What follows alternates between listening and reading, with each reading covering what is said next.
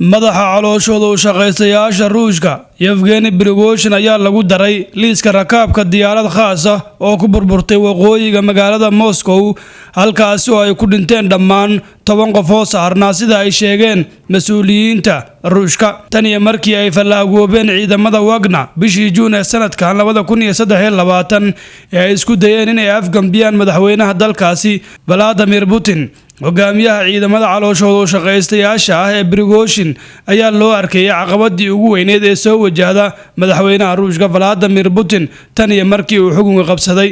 kanaalka lagu magacaabo Grayson oo ah bar ay maamulaan ciidamada calooshooda u shaqaystayaasha ah ayaa ku tilmaamay Prigozhin geesi iyo wadani oo ay sheegtay inuu ku dhintay gamaha dad aan la aqoonsan oo ay ugu yeertay khaa'inul wadamiin taliyaha ciidamada Wagner iyo sidoo kale ninkii wax ka aasaasay ciidankaasi Dmitry Atkon ayaa sidoo kale kamid ahaa dadka la socday diyaaradda burburtay isagoo ku jiray liiska ay soo saartay wakaaladda gaadiidka cirka ee Ruushka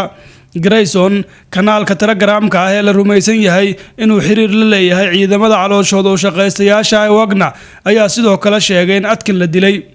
wakaaladda federaalka ee gaadiidka cirka ee dalka Ruushka ayaa magaca Yevgeny Prigozhin ku dartay liiska dadka lagu dhawaaqay inay la socdeen diyaaradda burburtay magaca Prigozhin iyo 6 ruux oo kale oo rakaab ah iyo sidoo kale 3 shaqaalaha diyaaradda ayaa la shaaciyay magacyadooda qaar ka mid ah madaxda caalamka ayaa ka hadlay shilkan ka cusboonaaday gudaha dalka Ruushka iyagoo dhinaca kale tilmaamay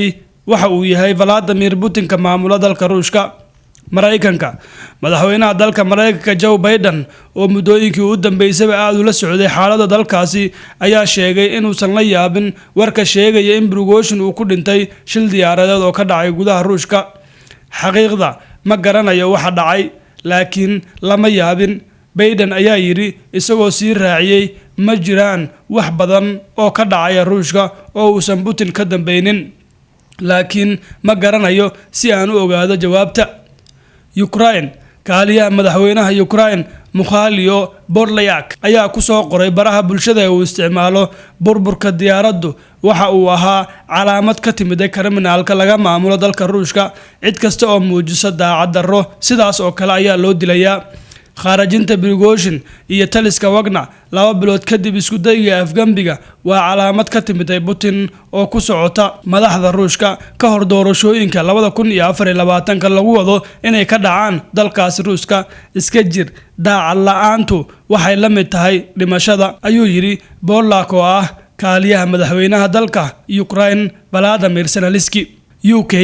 isagoo ka jawaabaya wararka sheegaya inuu diyaarad uu leeyahay Yevgeny Prigozhin ay ku burburtay gudaha Ruushka afayeen u hadlay dawladda UK ayaa yiri waxaan si dhow la soconaa xaaladda waxayna cadeynaysaa nooca hogaamiyeed ee Vladimir Putin uu leeyahay Estonia ra'iisul wasaaraha dalka Estonia Kaja Kallas oo waraysi siisay telefishinka CNN ayaa sheegtay in Putin uu baabi'in doono kuwa ka soo horjeeda taasina waxay cabsi gelinaysaa qof kasta oo ku fikiraya inuu muujiyo fikrad ka duwan kiisa Poland wasiirka arrimaha dibadda ee Poland oo la hadlay TV-ga lagu magacaabo TVB Info ayaa sheegay in kuwa u hanjabay awoodda Putin aysan si dabiici ah u dhiman doonin dib weyn ayaa laga qabaa magacaabista qof kasta oo si macquul ah u maleynaya inay tahay tani shil diyaaradeed waxay dhacdaa in mucaaradka siyaasadeed ee uu Vladimir Putin u arko inay khatar ku yihiin awoodiisa aysan si dabiici ah u dhiman wali waxa warbaahinta caalamka haysta dilka hogaamiyihii ugu dambeeyay ee isku dayay inuu afgambiyo Vladimir Putin ka maamula dalka Ruushka oo loo arko inay tani tahay fariin cad oo ku aadan dadka ku fikiraya inay isku dayaan inay ka soo horjeesadaan hogaamiyaha muddada dheer haysta dalka Ruushka dhinaca kale waxaan la ogeyn waxa uu ka yeeli doono ciidanka Wagner ee calooshooda u shaqaystayaasha maadaama uu laayay hogaankii ciidankaasi inta badan waxa kaliya hadda la wada sugayo indhaha caalamkana lagu hayo ayaa ah maxay ku dambeyn doonaan ciidamada gaarka ah ee Wagner iyagana ma la baabi'in doonaa ciidamada dawladda miyaa lagu kala dari doonaa mise waxay noqonayaan kuwa awoodda laga qaado oo si caadi ah dalka ugu noolaada waa su'aalaha ugu badan ee maanta lagu daabacayo warbaahinta iyo sidoo kale ciwaanada waaweyn ee baraha bulshada adiga maxay kula tahay